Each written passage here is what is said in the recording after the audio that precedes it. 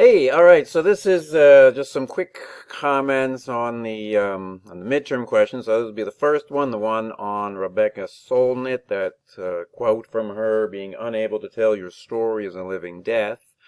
That just seemed like a good sort of phrase to focus on, to think about this issue of silencing. So you can certainly refer to the other pieces as well if you would like, but try to focus on that, just what she means. That's meant to be more or less sort of straightforward in terms of what she says in the text. You can think about whether you agree or disagree. And as I noted in those brief notes, this could be seen as a question as to whether what she's saying is, an overstatement, meaning it's sort of maybe obvious or it's just a given that being unable to tell your story or to be silenced is sort of obviously a bad thing. It's just maybe a question of perhaps how bad it is or something to that effect.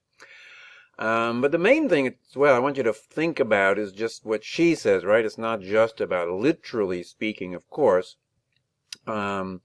Because it might be easier to see situations where someone is sort of literally prevented from speaking, and that might definitely seem like a living death.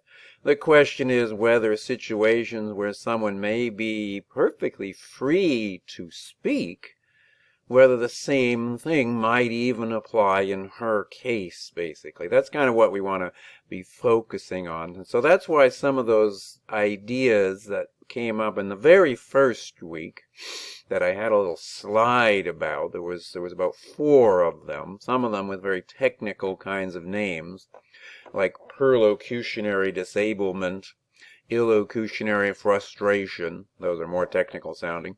There was also credibility deficit and I think hermeneutical injustice.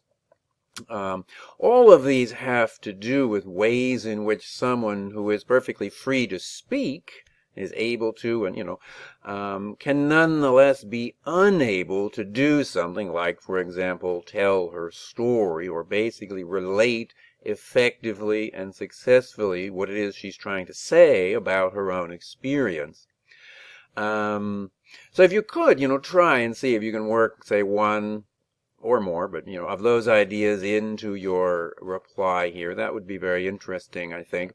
And helpful to think about different kinds of examples, but with all of those, do keep in mind that it's not a question of the speaker herself alone by any means. It always has to do with the context and the idea that to successfully speak, to do what you intend to do with your words, with your voice, does require something on the part of the listener, and that's where usually the problems lie when we're talking about silencing in the context of feminism.